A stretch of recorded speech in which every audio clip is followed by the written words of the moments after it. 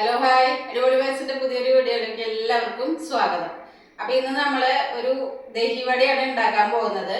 അപ്പൊ ദഹിവടയ്ക്ക് വേണ്ട ഇൻഗ്രീഡിയൻസ് എന്തൊക്കെയാന്ന് നമുക്ക് നോക്കാം.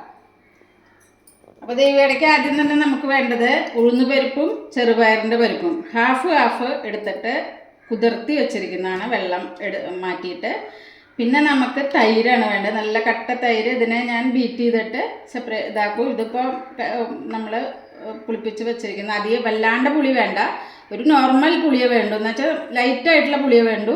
അത് എപ്പോഴും ശ്രദ്ധിക്കണം തൈര് എടുക്കുമ്പോൾ. പിന്നെ നമുക്ക് അതിലേക്ക് ഒരു പുളിയുടെ സോസാണ്.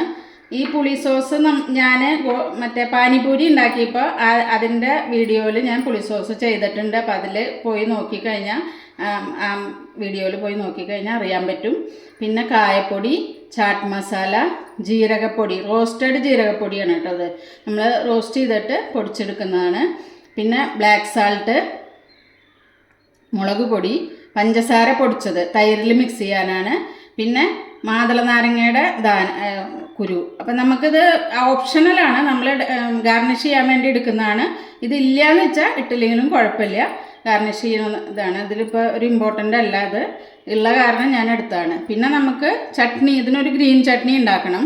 അപ്പോൾ അതിലേക്ക് പുതിനയുടെ ഇല, ഒരു പിടി പുതിനയുടെ ഇല, അതിൻ്റെ ഡബിളായിട്ട് മല്ലിയുടെ ഇല, പിന്നെ ഇഞ്ചിയുടെ വലിയ 2 കഷ്ണം. എന്ന് വെച്ചാൽ നമുക്ക് വടയിലേക്കും ഇഞ്ചി ചേർക്കണം, ചട്നിയിലേക്കും ചേർക്കണം. അപ്പോൾ വലിയ 2 കഷ്ണം എടുത്തിട്ടുണ്ട്. പിന്നെ ഹാഫ് ചെറുനാരങ്ങ നീര് ചട്നിയിലേക്ക്.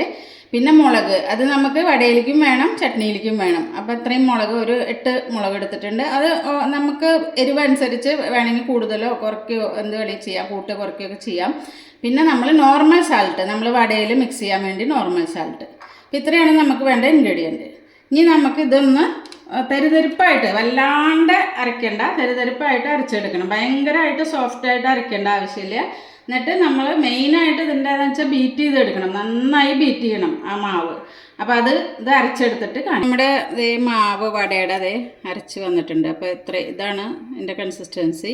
ഇനി ഇതിനെ ഒന്ന് നന്നായിട്ട് എത്ര ബീറ്റ് ചെയ്യണം അത്രയും വട നല്ല സോഫ്റ്റായിട്ട് വരും. അപ്പോൾ ഞാൻ കൈകൊണ്ട് ചെയ്യാൻ പറ്റുന്നവർ കൈകൊണ്ട് ചെയ്യും. എനിക്ക് കൈകൊണ്ട് ചെയ്യാൻ പറ്റില്ല, എനിക്ക് കൈ വേദനിക്കും. അപ്പോൾ ഞാൻ ബീറ്റർ വെച്ചിട്ടാണ് ചെയ്യുന്നത്. ബീറ്റർ വെച്ചാൽ കുറച്ചും കൂടി നല്ലതാണ്, നമുക്ക് വലിയ ബുദ്ധിമുട്ടില്ലാണ്ട് ചെയ്യാൻ പറ്റും. ഇത് എത്ര ബീറ്റ് ചെയ്യണോ അത്രയും നല്ല സോഫ്റ്റ് ആവും വട. നന്നായിട്ട് പൊന്തി വന്നിട്ടുണ്ട് കണ്ടോ. ഇപ്പോൾ ഇവിടെ ആയിട്ടുണ്ട്. ഇനി നമുക്ക് ഇത്രയും ബീറ്റ് ചെയ്താൽ മതി. ഇത് ഓഫാക്കാം. ഉണ്ടോ, ഡബിളായി മാവ്. നമ്മൾ ചട്നി ഇതിലേക്ക് ഉണ്ടാക്കാൻ പോവാണ്. അപ്പോൾ അതേ മല്ലിയുടെ ഇല, പുതിനയുടെ ഇല, പിന്നെ പച്ചമുളക്,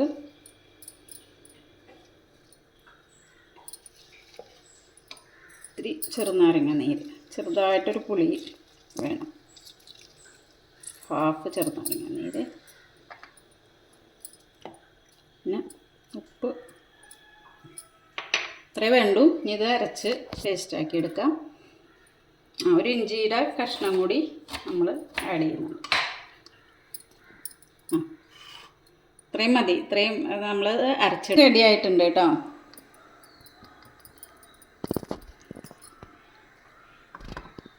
ഇഞ്ചിയും പച്ചമുളകും പൊടിയായി അരിഞ്ഞത് ഇട്ട് കൊടുക്കുന്നുണ്ട്. ഇനി അതിലേക്ക് നമ്മൾ ഒരു പൊടി ആദ്യം കുറച്ച് ഉപ്പ് ഇട്ടിട്ടുണ്ടായിരുന്നു, ഒരു ലേശം കൂടി ഉപ്പ് ചേർത്ത്. വല്ലാണ്ട് ഉപ്പ് വേണ്ട. എന്താ വെച്ചാൽ നമ്മൾ ഈ തൈര് മിക്സ് ചെയ്യുമ്പോൾ അതിലും നമ്മൾ ബ്ലാക്ക് സാൾട്ടും ഇതൊക്കെ ആഡ് ചെയ്യും. അപ്പോൾ ഉപ്പ് വല്ലാണ്ട് കൂടി പ്രശ്നമാവും. എല്ലാം കൂടി വരുമ്പോൾ ഉപ്പിൻ്റെ അത് മുന്നേ നിൽക്കും. ചാട്ട് മസാലയിലെല്ലാം ഉപ്പുണ്ട്, സോസിലൊക്കെ. അപ്പോൾ ഇതിവിടെ നല്ല ഫ്ലഫി ആയിട്ട് വന്നിട്ടുണ്ട്. ഇത് നന്നായിട്ട് വന്നിട്ടുണ്ടോയെന്ന് അറിയാൻ ഒന്ന് വെള്ളം എടുത്തിട്ട് അതിലേക്ക് ഇട്ട് നോക്കിയാൽ മതി. അപ്പോൾ പൊന്തി കിടക്കും. അപ്പോൾ അത് കറക്റ്റ് കൺസിസ്റ്റൻസി ആണെന്ന് അറിയാൻ പറ്റും. ഇനി നമുക്ക് വട ഉണ്ടാക്കിയെടുക്കാം. എണ്ണ ചൂടായിട്ട് നമുക്കൊരു ലേശത്തിൽ ആദ്യം തന്നെ ഇട്ട് നോക്കാം. അതെ, എണ്ണ റെഡി ആയിട്ടുണ്ട്. അപ്പം ഞാൻ ഇതിന് വലിയ ഷേപ്പൊന്നും വേണ്ട, അതുകൊണ്ട് ഞാൻ സ്പൂൺ കൊണ്ടാണ് ചെയ്യുന്നത്. നമുക്കിത് കൈ കൊണ്ട് ചെയ്യുകയാണെങ്കിൽ വെള്ളത്തിൽ കൈ മുക്കിയിട്ട് കുറേശ്ശെ കുറേശ്ശെ. ഇതിനിപ്പോൾ വല്ലാണ്ട് ഷേപ്പിൻ്റെ ആവശ്യമൊന്നുമില്ല, നമ്മൾ ഉഴുന്നുവട ഉണ്ടാക്കണ പോലെ.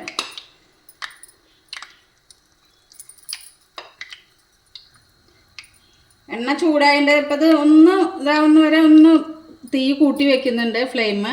അത് കഴിഞ്ഞ് നന്നായിട്ട് ആയി തുടങ്ങി നമുക്ക് ഒരു മീഡിയം ലോ ഫ്ലെയിമിലേക്ക് വെച്ചിട്ട് ചെയ്തെടുക്കാം.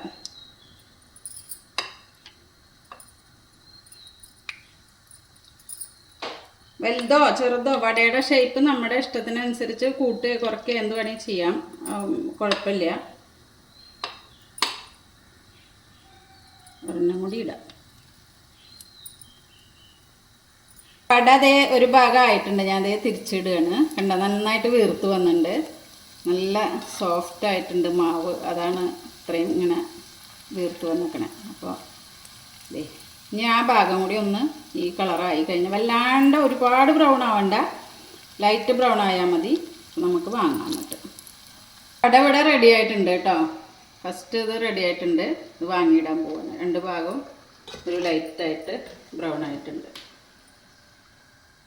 ഇതൊന്ന് ചൂടാറി കഴിഞ്ഞാൽ നമ്മളൊരു ഇളം ചൂട് വെള്ളത്തിൽ മിക്സ് ഇട്ടിട്ട് അതിനൊന്ന് കുതിർത്തിയെടുക്കണം. അത് കാണിക്കാം. വട ഇവിടെ തയ്യാറായിട്ടുണ്ട്. ഇനി വടേനെ നമുക്കൊരു ലൈറ്റ് ചൂടിൽ വെള്ളം എടുത്തിട്ട് അതിലേക്ക് നമുക്ക് കുറച്ച് കായപ്പൊടി ആഡ് ചെയ്യണം. അതിലേക്ക് ഒരു ലേശം ഉപ്പ്, നോർമൽ സാൾട്ടാണ്. ഇനി അതിൽ നമുക്ക് ഈ വട മുക്കി വയ്ക്കണം കുറച്ച് നേരം.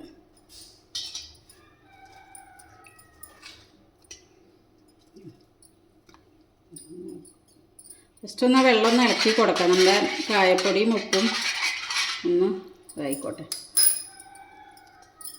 ഇവിടെ നമ്മൾക്ക് ആവശ്യമുള്ളത് ഇട്ടാൽ മതി. ആവശ്യമില്ല എത്രയാണ് നമുക്ക് അറ്റ് എ ടൈം നമുക്ക് കഴിക്കാൻ ആവശ്യം അത് ഇടുക.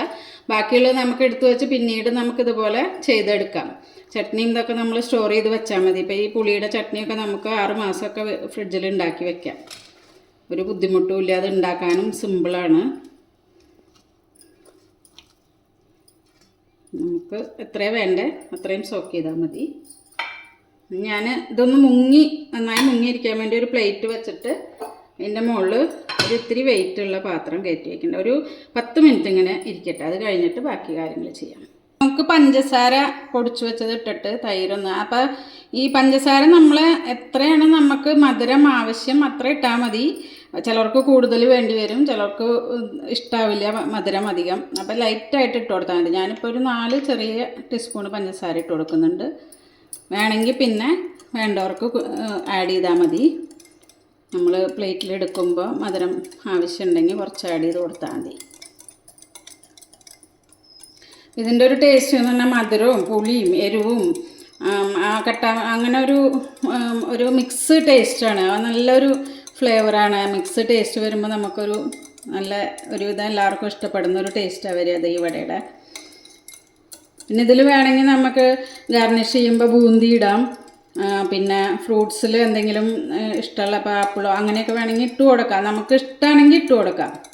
ഞാനിപ്പോൾ അനാറിൻ്റെ മറ്റേ മാതള നാരങ്ങയുടെ അല്ലിയാണ് ഇവിടെ എടുത്തേക്കണേ. അതിവിടെ ഉള്ളതുകൊണ്ട് എടുത്താണ്, ഓപ്ഷണലാണ്. നമ്മുടെ കയ്യിൽ അവൈലബിൾ ആണെങ്കിൽ മാത്രം ചേർത്ത് കൊടുത്താൽ മതി. അപ്പോൾ ഇതിവിടെ ബീറ്റ് ചെയ്ത് എടുത്തിട്ടുണ്ട്, നമ്മൾ സ്റ്റോക്ക് ചെയ്ത് എടുത്തിട്ടുണ്ട്. അപ്പോൾ ജസ്റ്റ് ഒന്ന് ഇങ്ങനെ പിഴിഞ്ഞാൽ, വല്ലാണ്ട് ടൈറ്റായി പിഴിയരുത്, പൊട്ടിപ്പോവും. നല്ല സോഫ്റ്റാണ് ഇവിടെ.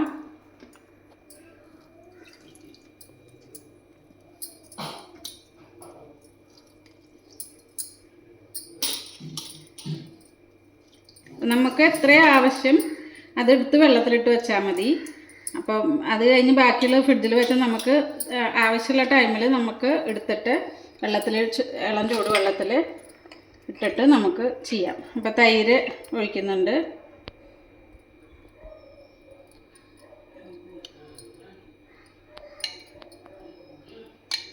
തൈരൊക്കെ നമ്മുടെ ആവശ്യാനുസരണം ഒഴിച്ചാൽ മതി, നമുക്ക് എത്രയാണ് വേണ്ടതെന്ന് വെച്ചാൽ അതനുസരിച്ച്.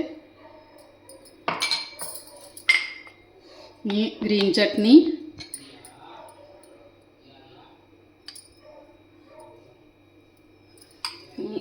പുളിയുടെ ചട്നി, പുളി സോസ്. പുളി സോസിൻ്റെ ഞാൻ പാനിപൂരിയുടെ വീഡിയോയിൽ ഞാൻ ചെയ്തിട്ടുണ്ട്. അപ്പോൾ അതിൽ നോക്കിക്കഴിഞ്ഞാൽ പുളി സോസിൻ്റെ റെസിപ്പി നിങ്ങൾക്ക് കിട്ടും. ഇനി റോസ്റ്റഡ് ജീരക പൗഡർ, ഇതൊക്കെ നിങ്ങൾക്ക് എങ്ങനെയാണ് താല്പര്യം അനുസരിച്ച് ആവശ്യത്തിന് ചേർത്താൽ മതി. ചിലർക്ക് ജീരകത്തിൻ്റെ ഫ്ലേവർ കൂടുതൽ ഇഷ്ടമാവും, അപ്പോൾ കൂടുതൽ ചേർക്കാം. കുറവാണെങ്കിൽ കുറവ്. ബ്ലാക്ക് സാൾട്ട്,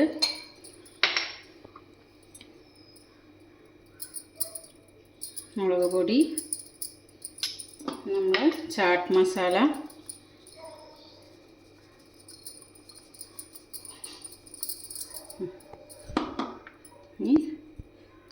മാതള നാരങ്ങയുടെ അല്ലി.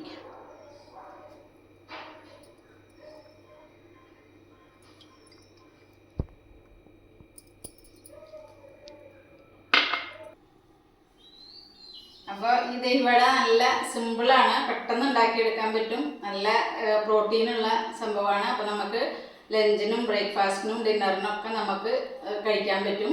അപ്പോൾ എൻ്റെ ചാനൽ കാണുന്നവർ എൻ്റെ കുക്കിംഗ് ഇഷ്ടപ്പെടുകയാണെങ്കിൽ സബ്സ്ക്രൈബ് ചെയ്യാൻ മറക്കരുത്. ഷെയർ ചെയ്യണം, കമൻറ്റ്സ് അറിയിക്കണം, ബെല്ലൈക്കൺ അമർത്തണം. വീണ്ടും ഒരു വീഡിയോ വരുന്നവരേക്കും ഓക്കെ, ബൈ.